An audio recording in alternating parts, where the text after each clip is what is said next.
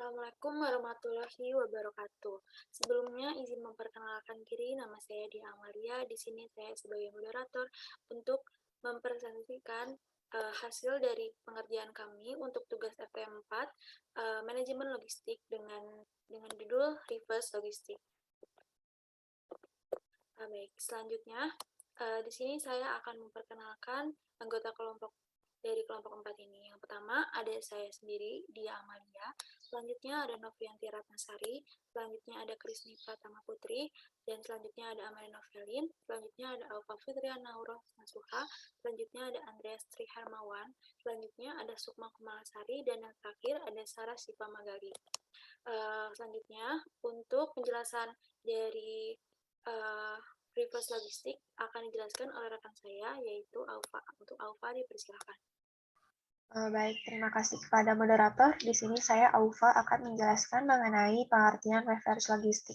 Reverse logistik yaitu proses perencanaan, pelaksanaan, dan pengendalian secara efisien dan efektif aliran barang dari bahan baku, persedia dalam proses, dan barang jadi, dan informasi yang terkait dari titik konsumsi ke titik asal. Reverse logistik ini pada proses organisasi yang mencakup proses distribusi terbalik dari customer ke produsen, sehingga menyebabkan arus barang dan informasi mengalir ke arah yang berlawanan dari kegiatan forward logistik yang mendukung suatu produk dan pengembalian barang untuk didaur ulang, pembuatan ulang, dan penggunaan kembali atau dihancurkan untuk dibuang. Lalu, reverse logistik ini juga memiliki tujuan untuk menangkap atau menciptakan kembali nilai atau pembuangan yang tepat berdasarkan informasi yang terkait dari titik konsumen menuju titik awal. Secara sederhana, reverse logistik ini bertujuan untuk recapture value atau melakukan proses disposal yang tepat dari barang yang dari tempat barang yang sudah habis masa pakainya disebabkan karena kadaluarsa, rusak, atau produk gagal. Namun dalam reverse logistik ini terdapat take back activity, di mana konsumen yang dulunya bertindak sebagai konsumen, lalu sekarang bertindak sebagai supplier. Sedangkan konsumen dari aktivitas reverse logistik ini bisa jadi adalah manufakturer atau pihak lain yang butuh barang bekas yang masih layak pakai, baik dalam kondisi yang sebenarnya atau sudah pengolahan. Lalu reverse logistik ini juga berperan penting untuk penanganan pada proses reverse logistik, karena pada proses ini mengkonsumsi cukup banyak biaya. Biaya produksi untuk reverse logistik ini 5 kali lebih besar dari biaya forward logistik. Besarnya biaya yang dialokasikan pada reverse logistik ini karena tingkat kedatangan pengembalian barang yang tinggi dan proses pengolahan dan kecepatan daur ulang. Kemudian akan menumpuknya barang retur di dalam gudang yang menyebabkan pengembalian tidak terdeteksi dan waktu pengolahan yang panjang. Sehingga karena rumitnya penanganan referensi logistik tersebut mengakibatkan bengkaknya biaya operasional.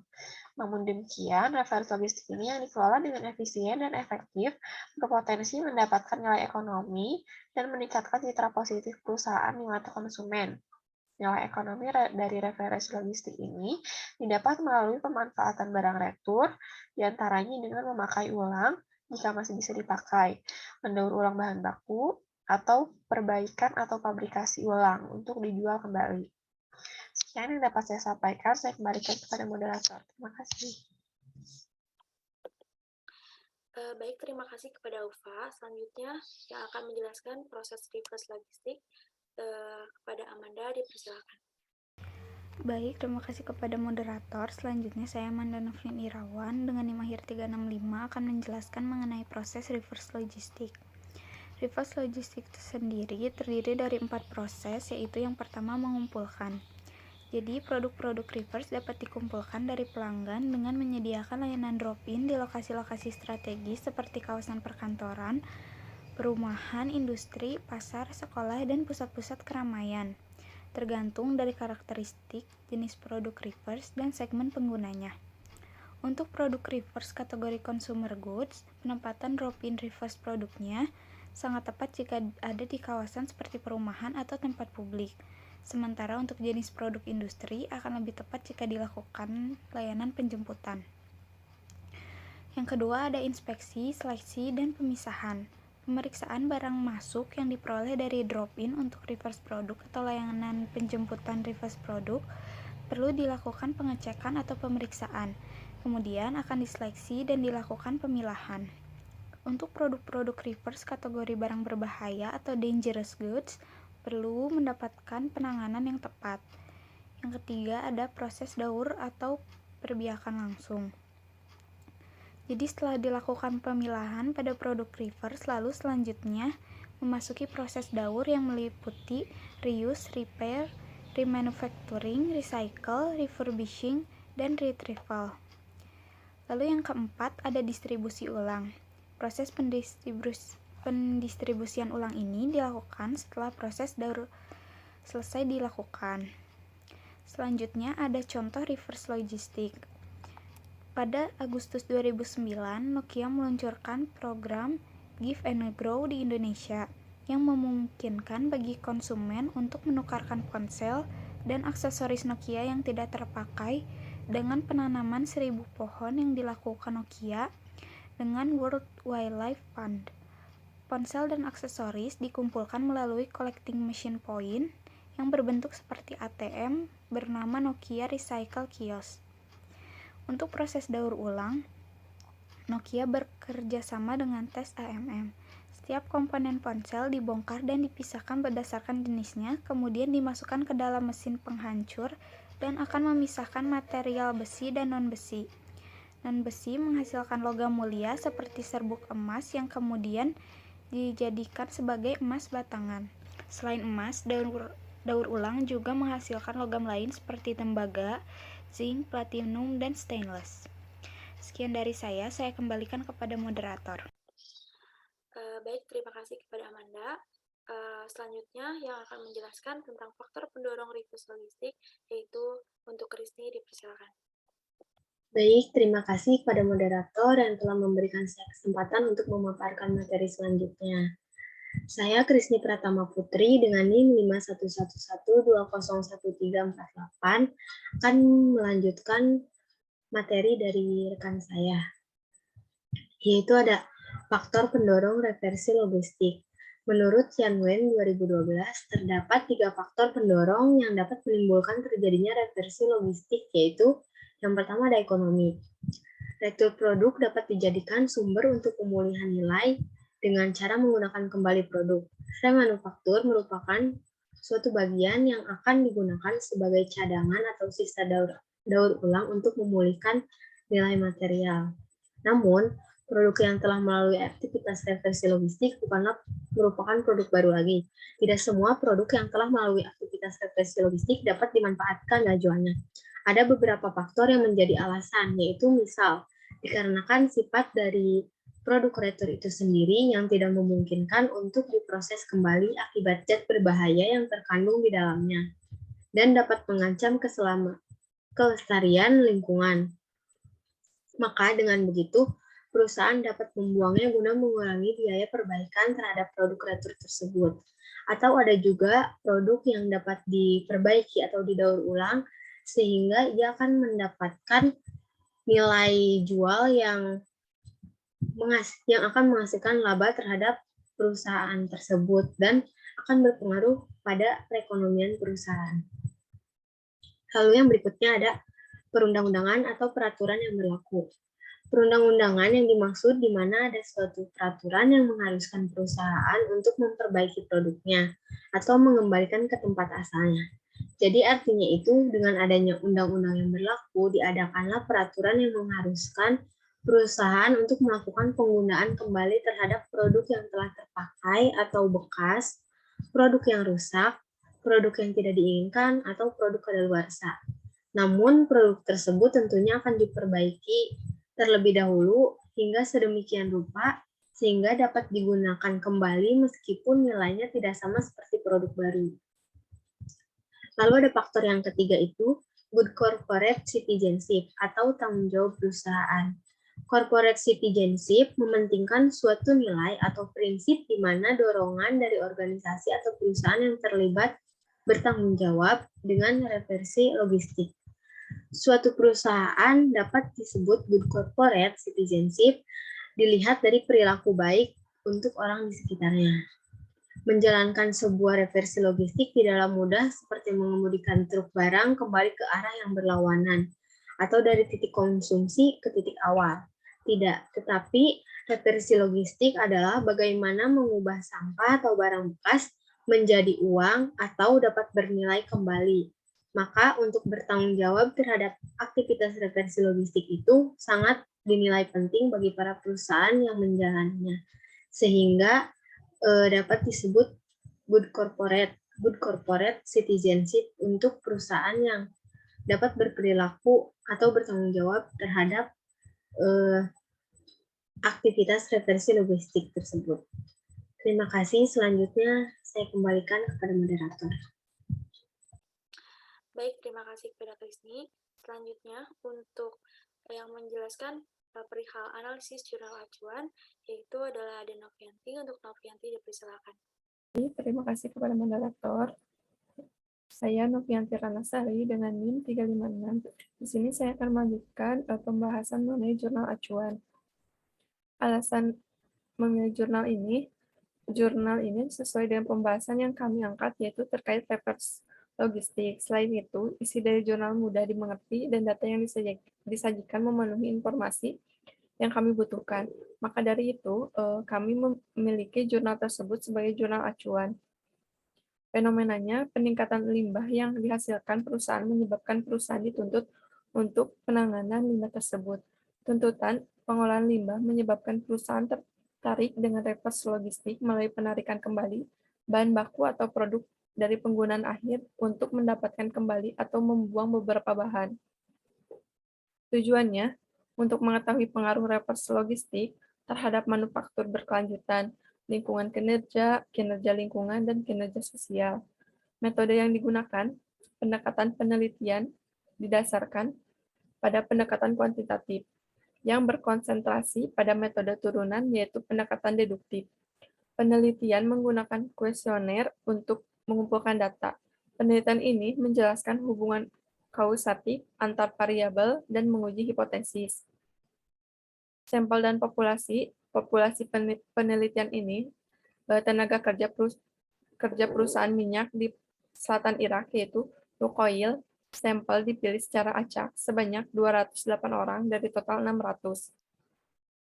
Pembahasan dan diskusi dari jurnal ini, hasil ini menekankan peran besar yang dimainkan reverse logistik dalam hal daur ulang dan perawatan produk yang dilakukan untuk menciptakan lapangan kerja dengan mengarah pada peningkatan pendapatan yang meningkatkan kesehatan dan keselamatan staf dan masyarakat. Sekian dari saya kembalikan kepada moderator. Terima kasih kepada Novianti. Selanjutnya, untuk yang memaparkan tentang persamaan dan perbedaan dari jurnal acuan dan jurnal pembanding 1-5, untuk Sukma dipersilakan. Terima kasih kepada moderator. Perkenalkan, nama saya Sukma Kumalasari dengan NIM 5111201350. Di sini saya akan menjelaskan mengenai persamaan dan perbedaan antara jurnal acuan dengan jurnal pembanding. Baik, yang pertama ada analisis dan perancangan sistem reverse auction pada pengadaan barang dan jasa.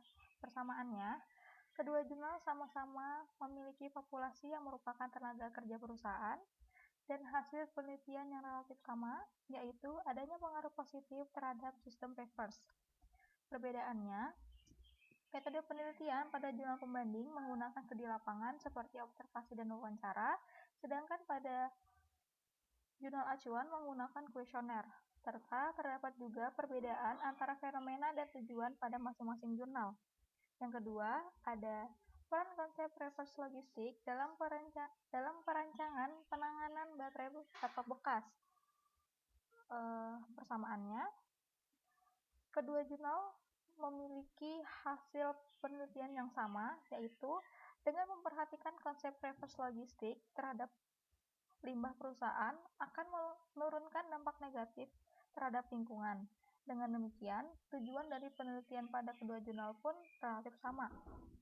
Perbedaannya, populasi pada jurnal pembanding merupakan pelanggan perusahaan, sedangkan pada jurnal acuan merupakan karyawan perusahaan, serta metode penelitian pada jurnal acuan menggunakan penelitian kuantitatif, sedangkan pada jurnal pembanding menggunakan penelitian kualitatif.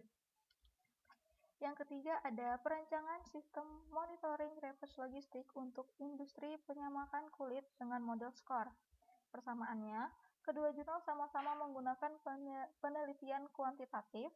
Perbedaannya, teknik statik pada jurnal pembanding dipetakan dalam model SCORE, sedangkan pada jurnal acuan menjelaskan hubungan kausatif antar variabel dan menguji hipotesis. Yang keempat, ada manajemen rantai pasok susu pasteurisasi dengan pendekatan reverse logistik. Persamaannya, kedua jurnal sama-sama memiliki masalah yang sama, yaitu adanya limbah dari produk perusahaan, sehingga perusahaan dituntut untuk memperhatikan limbahnya, serta kedua jurnal sama-sama menggunakan penelitian kuantitatif. Perbedaannya, teknik statik pada jurnal pembanding menggunakan IHP, sedangkan pada jurnal acuan menggunakan teknik statik untuk mendeskripsikan dan menganalisis variabel penelitian. Dan yang kelima, ada studi tentang penerapan reverse logistik dalam mengatasi pengembalian produk. Persamaannya, populasi kedua jurnal merupakan tenaga kerja perusahaan, serta hasil penelitian yang menunjukkan reverse logistik yang dijalankan oleh perusahaan dengan baik. Perbedaannya, jurnal pembanding menggunakan penelitian kualitatif, sedangkan jurnal acuan menggunakan penelitian kuantitatif. Mungkin itu saja yang dapat saya sampaikan, kurang lebihnya mohon maaf. Saya kembalikan kepada moderator. Baik, terima kasih kepada Sukma. Untuk selanjutnya, memaparkan untuk poin 6-9, ada Sarah. Untuk Sarah, dipersilakan. Baik, terima kasih. Sebelumnya izin memperkenalkan diri terlebih dahulu. Nama saya Sarah Sipa Magali dengan NIM belakang 358. Nah, di sini saya akan melanjutkan pembahasan yang telah rekan saya sampaikan sebelumnya mengenai persamaan dan perbedaan jurnal acuan dengan seluruh jurnal. Yang keenam itu ada jurnal yang berjudul Implementasi Green Supply Chain Management pada kelompok usaha mikro. Nah, persamaannya yaitu populasi. Populasi ini merupakan tenaga kerja perusahaan. Kedua penelitian berusaha untuk mencari cara untuk mengurangi sampah dari produk yang dihasilkan oleh perusahaan. Lalu ada perbedaannya. Perbedaannya ini masalah yang melatar belakangi penelitian pada jurnal pembanding, yaitu merancang Green Supply Chain Management yang dapat mendukung kinerja unit usaha dalam meningkatkan produktivitas, efektivitas, dan efisiensinya.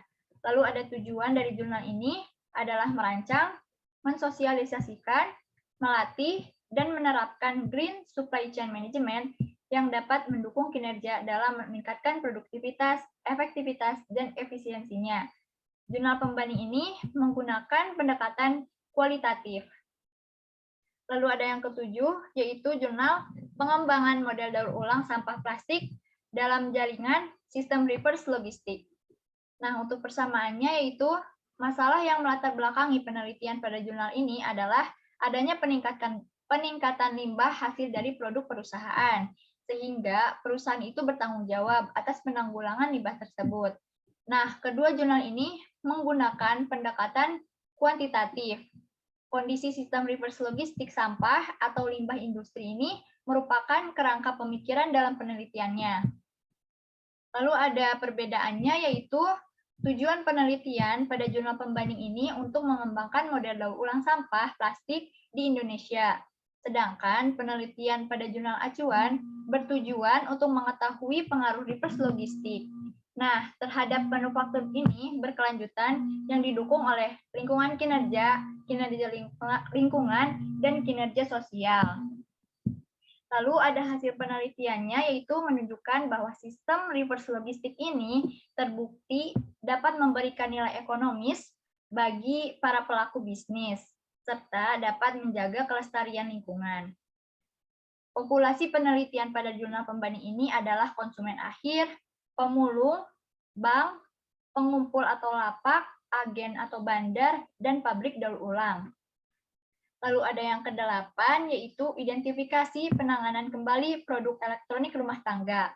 Persamaannya yaitu masalah yang melatar belakangi penelitian adalah proses produksi, penggunaan, dan pembuangan produk berdampak pada kerusakan lingkungan, sehingga perlu penanganan limbah produk untuk mengurangi pencemaran lingkungan.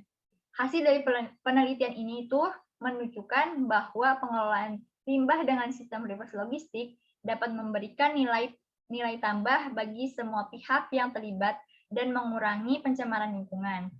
Lalu kondisi sistem reverse logistik sampah ini atau limbah industri merupakan kerangka sebagai pemikirannya dalam penelitian tersebut. Nah, lalu di sini ada perbedaannya.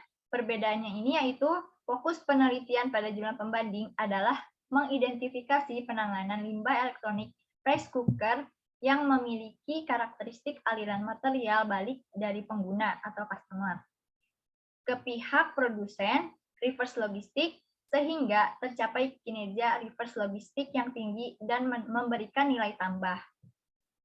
Pada jurnal pembanding ini, populasi merupakan konsumen perusahaan, sedangkan pada jurnal acuannya, yaitu populasi merupakan tenaga kerja perusahaan. Pada jurnal pembanding ini menggunakan pendekatan penelitian kualitatif, sedangkan pada jurnal acuan menggunakan pendekatan penelitian kuantitatif. Lalu ada yang ke-9, yaitu pemanfaatan limbah fly ash batubara sebagai konghuan dengan konsep reverse logistik. Persamaannya, masalah yang melatar belakangi penelitian adalah limbah yang dihasilkan oleh perusahaan tergolong berbahaya bagi lingkungannya. Apabila limbah tidak dikelola dengan baik, akan menyebabkan pencemaran lingkungan. Lalu kedua jurnal ini menggunakan pendekatan penelitian kuantitatif. Kondisi sistem reverse logistik sampah atau limbah industri ini merupakan kerangka pemikiran dalam penelitiannya. Lalu ada perbedaan, yaitu tujuan penelitian pada jurnal pembanding ini adalah untuk memanfaatkan limbah fly ash batubara yang dihasilkan dari utilitas batubara yang berjumlah sebesar 20 ton per harinya. Sedangkan tujuan penelitian dari jurnal utama adalah untuk mengetahui pengaruh reverse logistik terhadap manufaktur berkelanjutan, lingkungan kinerja lingkungan, dan kinerja sosial. Nah, dari data yang diperlukan dalam penelitian pada jurnal pembanding ini yaitu data limbah fly ash batubara dan data kebutuhan keunggulan yang berasal dari data produksi. Sedangkan pada jurnal acuan data ini dikumpulkan melalui kuesioner.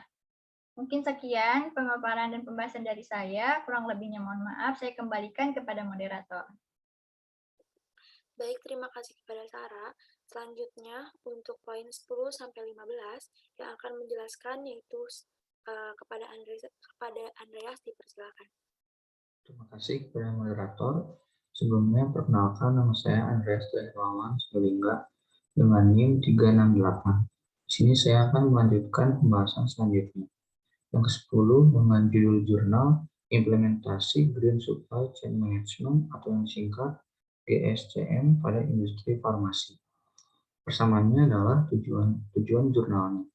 Lalu perbedaannya, metode penelitian dan hasil penelitiannya. Yang ke-11 dengan judul jurnal The Role of Sustainability in Research, Logistic for Return and Recycling. Persamaannya adalah tujuannya, metode penelitiannya, dan hasil penelitiannya. Perbedaannya adalah latar belakang dan sampel penelitian. Yang ke-12 dengan judul jurnal Green Supply Chain Management and the Circular Economy. Persamaannya adalah metode penelitian dan populasi. Yang perbedaannya adalah tujuan dan hasil penelitiannya.